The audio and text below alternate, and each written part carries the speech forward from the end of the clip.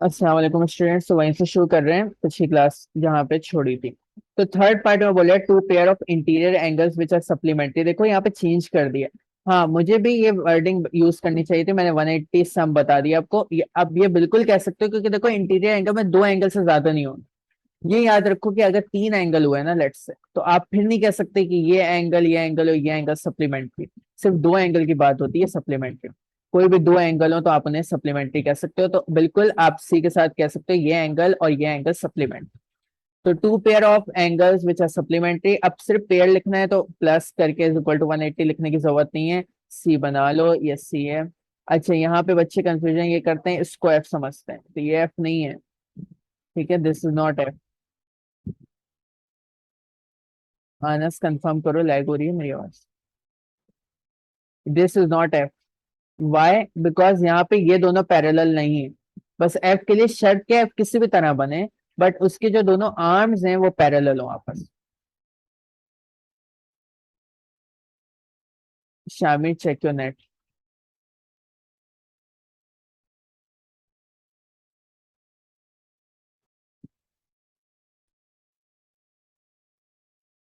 To पे देखो, अगर शामिल नहीं आती आवाज के लिए तो रिकॉर्डिंग तो दूंगा ही ना, देख लेना एक दफा दोबारा।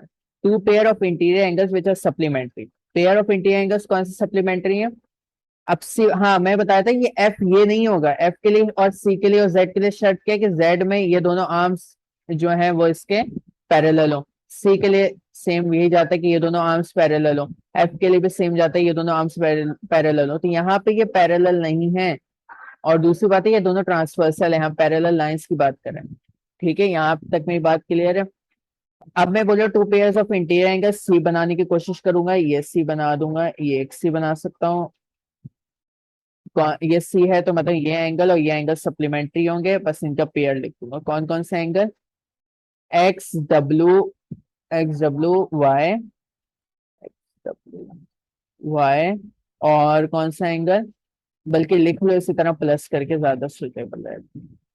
X W Y plus W Y set, W Y set is equal to 180 degree. और कौन सा? हम ये सी तो ले लिया हमने, अब कौन सा सी ले सकते हैं? ये सी ले लो, ये सी ले लो, चलो ये ले लेते हैं। B X Z plus X Z D. अब सही आ रही है बस। क्या नाम है? शामिर।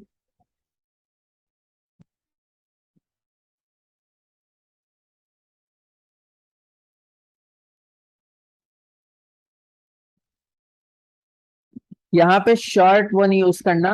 स्मॉल वो angle X is equal to, यहाँ पे पूरे नाम ही लिखने पड़ेंगे। एंगल एक्स का और भी मतलब है। यहाँ पे एंगल एक्स चार है। अगर मैं कहता हूँ रिलायबल नहीं है तब ये भी एंगल एक्स है, ये भी एंगल एक्स है, ये भी एंगल एक्स है, तो एग्जामिनर को कभी ये नहीं पता चल जाएगा कौन से एंगल एक्स की बात कर रहे हैं। आ रही है मेरी बात समझ? बता, आप इसको हरगिज नहीं कहोगे कि एंगल जेड। भाई ये भी एंगल जेड है, ये भी एंगल जेड है, ये भी एंगल जेड है, ये भी एंगल जेड है। तो वो वहां पे ट्राइंगल में तो यूज कर सकते थे, यहाँ नहीं यूज कर सकते। यहाँ एक से ज्यादा पॉसिबिलिटी है कि एंगल जेड हो, तो इसलिए क्लियर है ये बात। पूरा नाम लिखना है यहाँ पे एंगल का। Is B W Q is equal to A X R angle. Let's see क्या बोल रहा है भाई ये। बी डब्ल्यू क्यू कौन सा एंगल है? बी डब्ल्यू क्यू, क्यू कहाँ है भाई? बी डब्ल्यू फिर इस क्यू। अच्छा ये रहा बी डब्ल्यू क्यू। ये एंगल क्या बराबर है? ए एक्स और आर एंगल। आर कहाँ है भाई? आर। तो जवाब क्या होगा इसका? No, because lines P Q and R S are not parallel. इसका रीजन क्या दोगे? पहले तो दोगे नो। ठीक है, नो बिकॉज ये नहीं बताना ट्रांसवर्सल है, तो बस लिखोगे lines P P Q and R S are not parallel.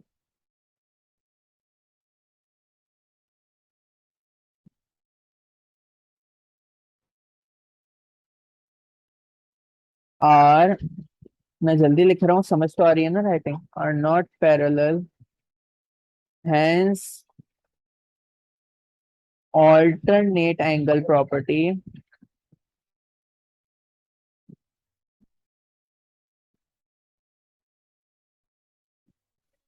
ये आ सकता है पेपर में और आता है, एक दो दफा आ चुका है। Property cannot be applied. आप एग्जामिनर को ये बताओगे कि मुझे पता है ये प्रॉपर्टी, आप ये नहीं लिखोगे property of parallel lines can not be applied. ये असल में अगर पैरेलल होते तो कौन सी बनती है, ऑल्टरनेट एंगल। तो आप बताओगे एग्जामिनर को कि ऑल्टरनेट एंगल प्रॉपर्टी अप्लाई नहीं हो सकती थी इस पे। हाँ भाई, क्लियर है।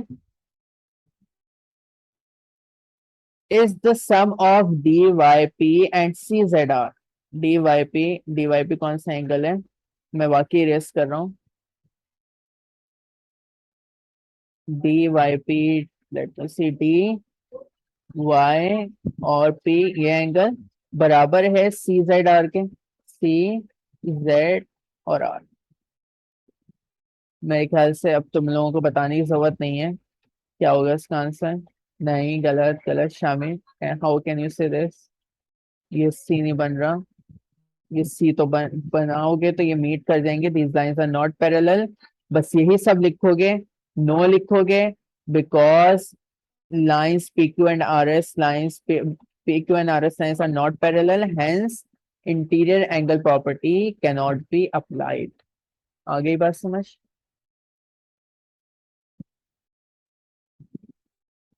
हाँ हाँ, कोई मसला नहीं है। तो मतलब यही आंसर लिखोगे नेक्स्ट पार्ट के लिए।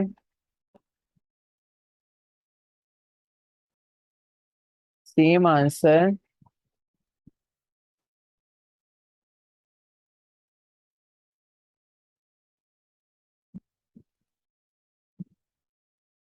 जस्ट यहाँ चेंज किया जाएगा इंटीरियर एंगल, पूरा लिखना है ये जवाब।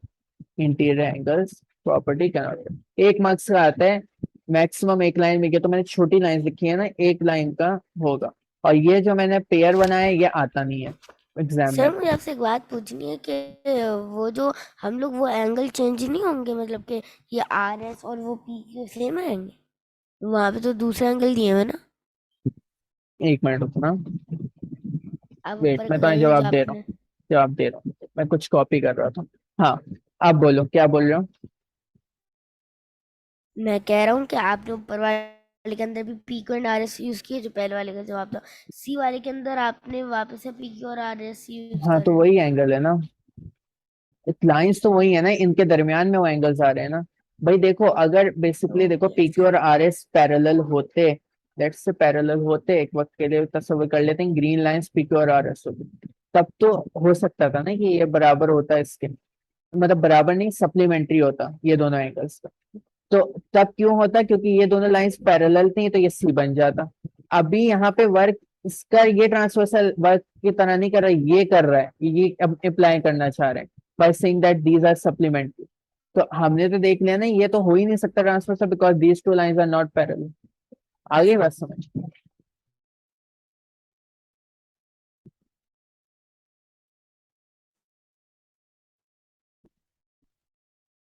हाँ भाई, आगे बात समझ।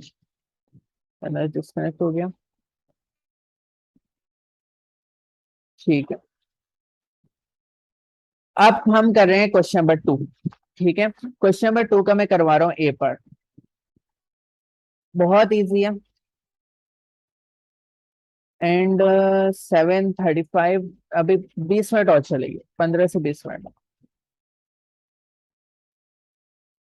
अच्छा, यहाँ पे जो है ये A B and C D lines parallel हैं हर क्वेश्चन में, हर क्वेश्चन में ए बी और सी डी लाइन्स पैरेलल हैं, इसने ऊपर ही बता दिया। Given that A B is parallel to C D, find the values of the unknowns in each of the following figure. पहले में अननोन हमारे पास ए है, बी है, सी है और डी है।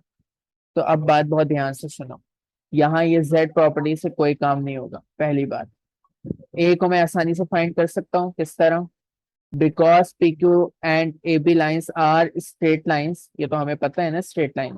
तो ये एंगल, ये एंगल बराबर होगा इस एंगल के, वर्टिकली अपोजिट एंगल है। वो भी अप्लाई होंगी प्रॉपर्टीज यहाँ पे पैरेलल लाइंस में। फिर पैरेलल लाइंस की प्रॉपर्टी इस्तेमाल नहीं होगी, तो मैं कह सकता हूँ कि 1 A = 117, किस प्रॉपर्टी के हेल्प से, वर्टिकली अपोजिट एंगल। हाँ बताओ भाई, ये बात समझ आई।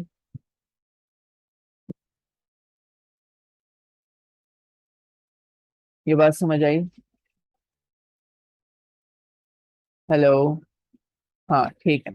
और अब हम आते हैं, मैं कह सकता हूँ ए एंगल बराबर होगा बी एंगल के, can I say that, because it is forming Z. A angle और बी एंगल ऑल्टरनेट एंगल्स हैं। Can I say that angle A is equal to angle B? बकायदा लिखोगे इस तरह तुम, तो एंगल बी किसके बराबर हो गया भाई? 117 by the help of which property,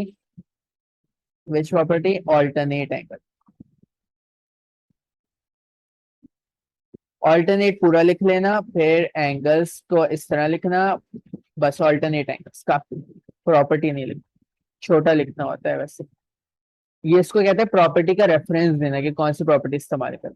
अब आते हैं हम किस पे, जमीन ये लाइन से फाइंड करो, बी को एक ए के बाद ही फाइंड करना है, you can find B after C also. अब हम सी निकालना चाहते हैं, can I say that angle B plus angle C is equal to 180 degree? Find कर लेते हैं इस तरह, angle B plus angle C is equal to 180 degree. किस प्रॉपर्टी के इस्तेमाल से हम कह रहे हैं? Angles in a straight line.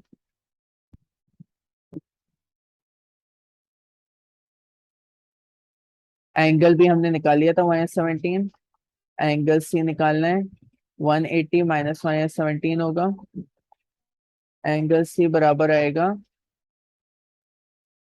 Six, नहीं एंगल सी बराबर आएगा 63 का। Check it.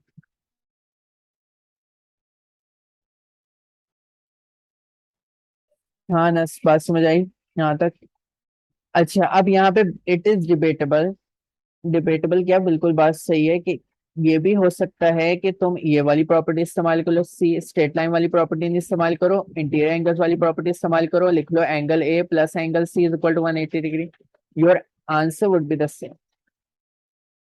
ठीक है, हो सकता है तुम कोई और सी प्रॉपर्टी इस्तेमाल कर लो, तुम ये बोलो भाई सर मैं ये वाला एंगल निकालूंगा और फिर मैं एफ प्रॉपर्टी इस्तेमाल करूंगा जो कहता है corresponding angles are equal, which means कि बाहर का एंगल अंदर के एंगल के बराबर होगा, तो मल्टीपल प्रॉपर्टीज, आंसर सेम हो। अब हम आते हैं एंगल डी पे। एंगल डी हम कौन सी प्रॉपर्टी इस्तेमाल करेंगे? F property. एफ प्रॉपर्टी मतलब करस्पॉन्डिंग एंगल प्रॉपर्टी, बाहर का एंगल बराबर होता है अंदर का angle, we can say that ना, बाहर का एंगल बराबर होगा अंदर के एंगल के। ये 78 है तो एंगल डी भी 78 निकाल लिया। अब आप ये सब निकालने के बाद ना थोड़ा सा तकलीफ दे तो होगा, but you have to write like this, A 117 होगा, बी 117 होगा, सी सही लगेगा ना, देखने वाले को भी आएगा कि सिर्फ करना नहीं आता, लिखना भी आता है ऐसे। और डी जो है 678 होगा। बच्चे एंगल प्रॉपर्टीज बहुत अच्छे से आती है उन्हें, but they don't do it. अब देखो यहाँ पे मेरी राइटिंग कोई फकर वाली बात नहीं है, बहुत ही खराब है, लेकिन मैंने प्रॉपर्ली एक्सप्लेन किया, प्रॉपर्ली यहाँ पे रेफरेंस दिया है प्रॉपर्टीज का, तो वो आपको देना है लाजमी, आखिरी में आंसर इस तरह लिखना है लाजमी। अब मैं करवा रहा हूँ पार्ट डी। ठीक है, पार्ट डी किस तरह, बहुत इजी है। एंगल जे तो खड़े खड़े निकाल लेना चाहिए तुम लोगों को। हमें ये पता है कि लाइन ए बी पैरेलल है लाइन सी डी के, अनस तुम डिस्कनेक्ट हो गए थे, यहाँ पे लिख दिया है सबसे पहले question, given that AB is parallel to CD which applies for all the questions। तो AB लाइन पैरेलल है CD के, यहाँ पे आराम से ऑल्टरनेट एंगल वाली प्रॉपर्टी इस्तेमाल कर सकते हो, Z बन रहा है। ठीक है, कोई मसले वाली बात नहीं है, Z बराबर हो जाएगा, Z बोल रहा हूँ, J बराबर होगा हो जाएगा 60 डिग्री का, because alternate angles are equal, J is equal to 60 degree. और लिखोगे क्या यहाँ पे? ऑल्टरनेट।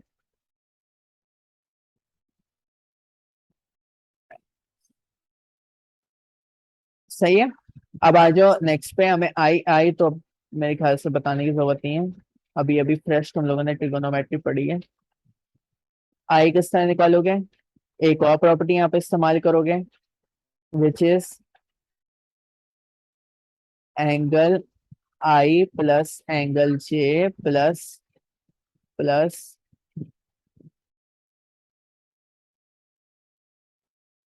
75।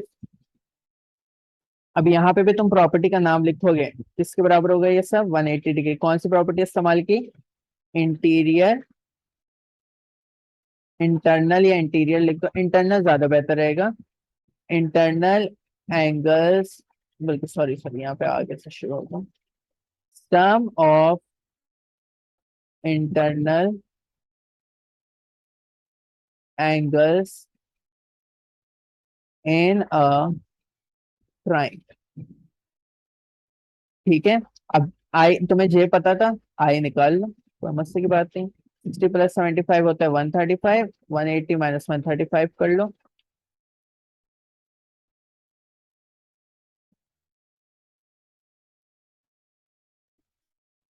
आई किसके बराबर आ जाएगा? 45।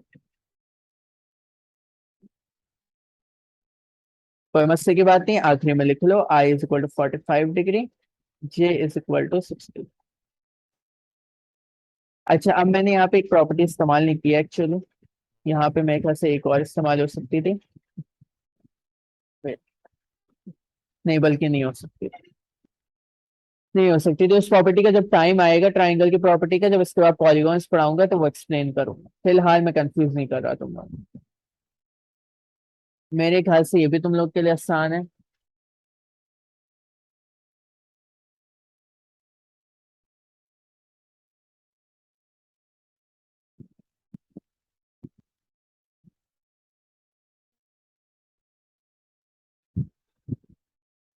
अब मैं छोटी वर्किंग कर रहा हूँ।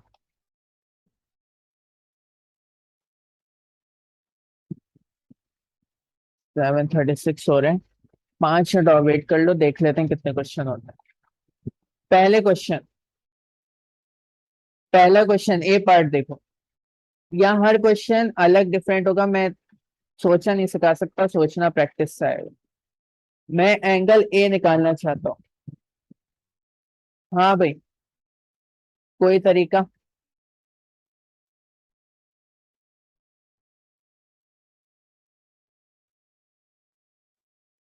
जेड तो बनाओ लो, चलो शामिर, तुम्हारे कहने पे जेड बना लेते हैं। लेकिन क्या करोगे, यहाँ पे तो है ही नहीं, एंगल ही नहीं है। इसको इक्वल करो। एफ बोल रहा है अनस, एफ बना लेते हैं, चलो अनस। एफ से क्या करोगे? A plus 30 is equal to 2 भी करोगे, फायदा।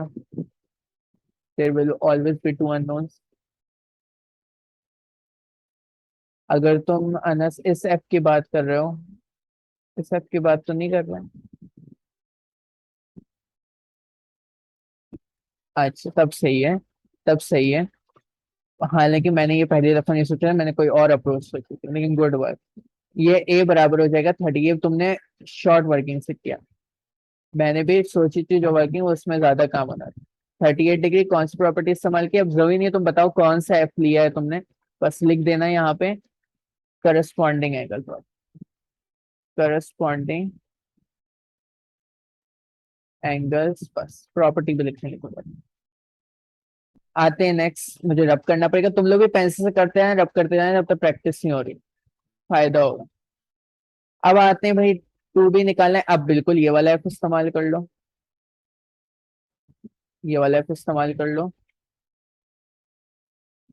अब considering this f, can I say that these angle are equal, these angle are corresponding?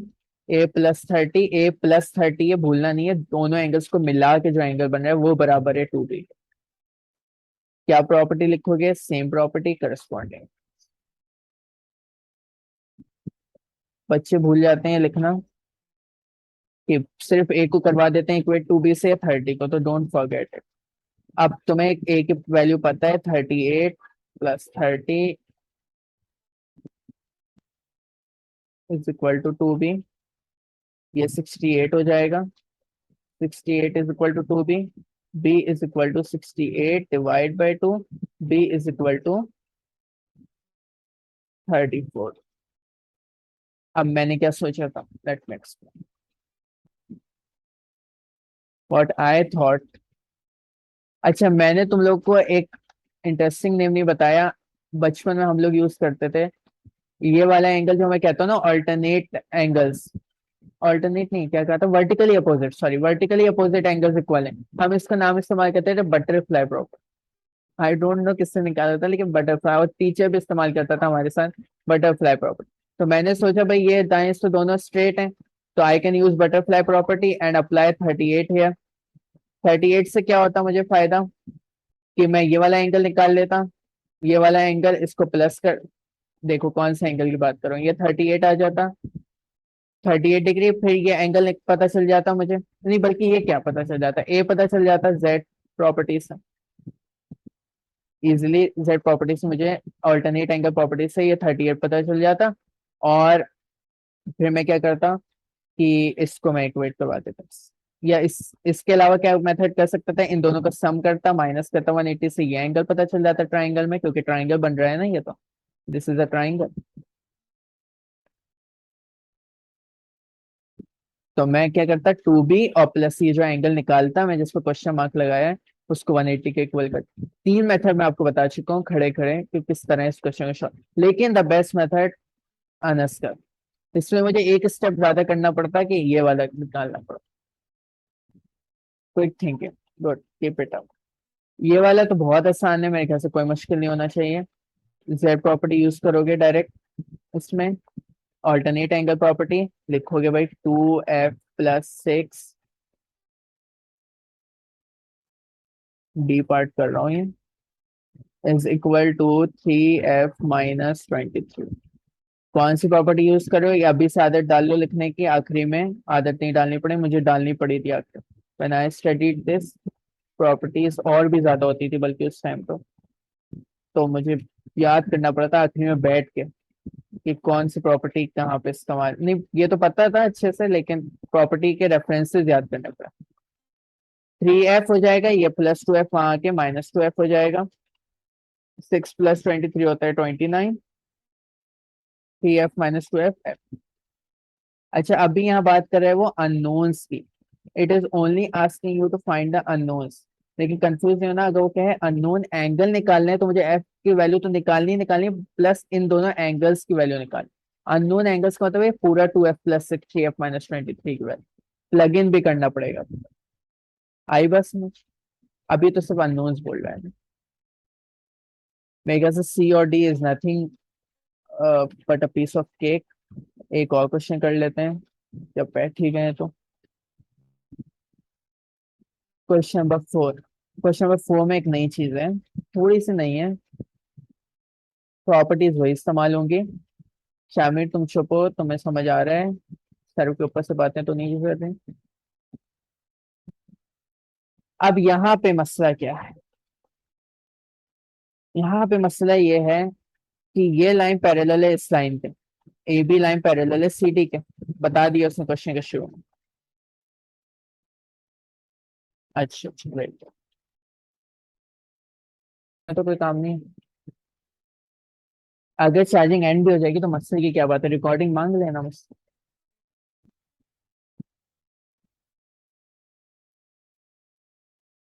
हाँ भाई, आवाज आ रही है मेरी, जी। आवाज आ रही है मेरी। जी। अच्छा अब यहाँ पे जो है प्रॉपर्टी, पैरेलल लाइंस तो है, बट ना सी बन रहा है ना जेड बन रहा है ना एफ बन रहा है। अब हमें यहाँ पे खुद बनाना पड़ेगा कुछ ना कुछ। ये बोल सकते हैं कि ये सी बन रहा है, बट सी बन भी रहा है तो हमें ये एंगल नहीं पता चल पाएगा, कैसे पता लगाओगे, नहीं पता चलेगा, पर हमें पता ही नहीं है एंगल कितना होगा, ये एंगल कितना होगा। तो हम यहाँ पे एक पैरेलल लाइन खुद बनाएंगे, और बनाना पड़ता है अक्सर ऐसे, एक पैरेलल लाइन यू बनाओगे खुद।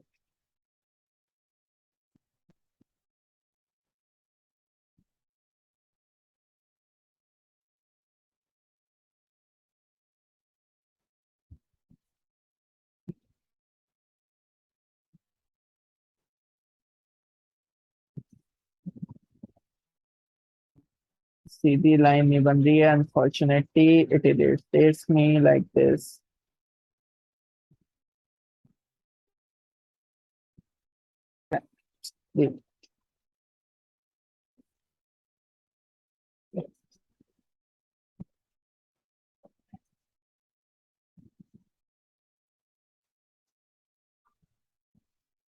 भाई ये सीधी लाइन होगी। हाँ अब पीछे बनाना एक्चुअली जरूरी है। क्वेश्चन मैंने करवाया हुआ है ना, पर मुझे पता है पीछे लाइन जरूरी होगा, बल्कि मैं यही रिकमेंड करूंगा जब लाइन खुद बनाया तो आगे पीछे बना ले। अब यहाँ पे ये भी पैरेलल लाइन होगी भाई, दिखने से लग रहा है हमने इस तरह लाइन बनाई है कि पैरेलल हो इससे भी और इससे भी। ठीक है, खुद बना ली पैरेलल। ठीक है, अब मैं ये कह सकता हूँ कि ये एंगल और ये angle 142 degree will be equal to 180 degrees because of interior angle property. अब मैं यहाँ पे एक काम ये करूंगा, जब ये मैंने काम किया ही है तो अब मैं इसको कहूंगा एक्स और इस एंगल को कहूंगा वाई। तो मुझे पता है X plus Y is equal to A, जो हमें फाइंड करना है। ठीक है, और फिर उसके बाद मैं क्या करूंगा, मैं लिखूंगा 142 plus X is equal to 180 degree, क्योंकि सी बन रहा है, दैट मीन्स इंटीरियर एंगल है विच आर सप्लीमेंट्री। क्लियर है मेरी बात? अब 180 माइनस 142 करके एक्स निकाल लो, और ये ज्यादातर P1 में आता है, इतनी छोटी छोटी माइनस तो आनी चाहिए। 58 डिग्री है, नहीं नहीं नहीं, सॉरी सॉरी, 38। ठीक है, अब y निकाल लो। अगर एक्स और वाई नाम नहीं देते ना तुम फंस जाते, ये कि भाई मैं इसको शो किस तरह करूं। वर्किंग थोड़ी करनी है हमें, तो प्रॉपर एग्जामिनर को इस तरह पेपर करो कि समझो एग्जामिनर को मैं समझा रहा हूं, be a teacher in your paper. इस तरह करो कि एग्जामिनर बोले यार इसने तो मुझे ही समझा दिया। तो 114 plus Y is equal to 180। अक्सर बच्चे इससे परेशान होते हैं कि अब हमने ब्रेक तो कर लिया, अब हमें एंगल को नाम क्या दें। तो वर्गुलर नाम से अच्छा एक्स और वाई, तो एक्स वाई जेड के एल इस तरह का। 180 minus 114, tell me the answer. 66। मुझे लग रहा है एनर्जी लेवल बच्चों का कम हो रहा है। A is equal to X plus Y कर लोगे। एक्स क्या है भाई, 38 है। वाई क्या है, 66 है। 38 प्लस 66 क्या हो जाएगा, 104।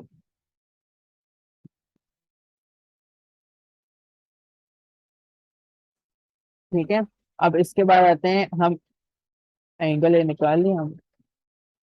अच्छा निकाल लिया। ठीक है, अब बी पार्ट खुद करोगे, नहीं समझ आया तो मुझसे पूछना नेक्स्ट क्लास। लीव नहीं करना शामिर अभी।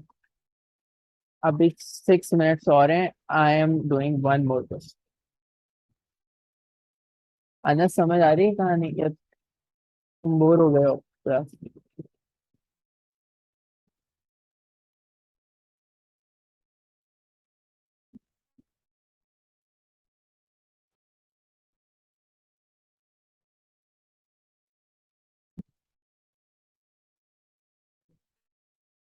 ठीक है, अब एक और क्वेश्चन कर लेते हैं। ये एक्सरसाइज अभी बहुत लंबी है, अभी ये हुआ है हमारे जाके 60% एक्सरसाइज। इसके बाद जो क्वेश्चन है वो असल में दिलचस्प है, जो मैं करवाऊंगा नेक्स्ट वीक। कल क्लास नहीं है शामी, अनस तुम्हारी क्लास 11 to 12 है। In each of the following figures A B is parallel to C D, find the values of the unknown. एक मैं बताता हूँ, find the values of the unknown. हमें निकालना है ए का, पहले तो ए हमें निकालना है। यहाँ पे भी हम क्या करेंगे, ब्रेक कर देंगे। भाई से पेंसिल से बना लो, जरूरी नहीं है स्केल और पेंसिल दोनों इस्तेमाल करो। ये अब हमें पता है ये लाइन पैरेलल है ए बी के भी और सी डी के भी। ठीक है, तो मैं ये कह सकता हूँ this is angle X and this is angle Y.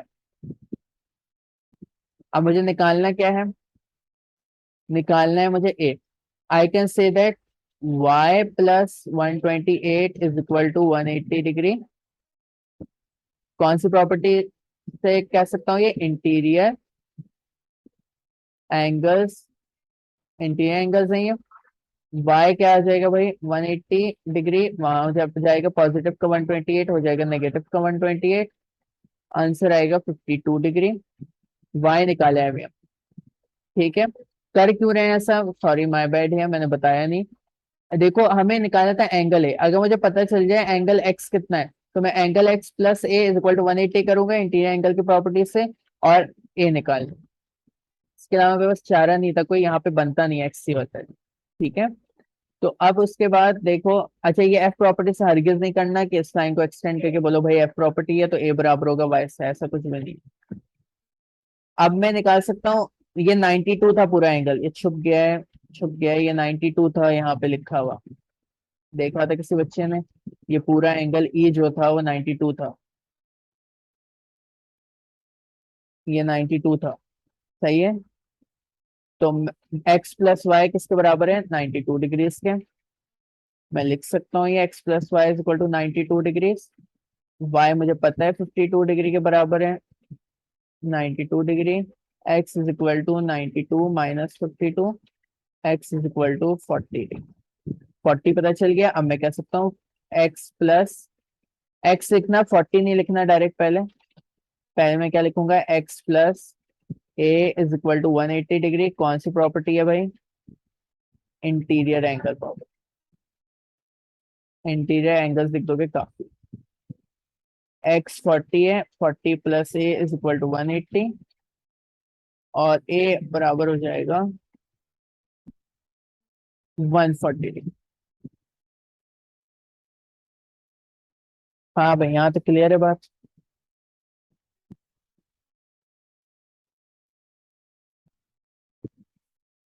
Is it clear?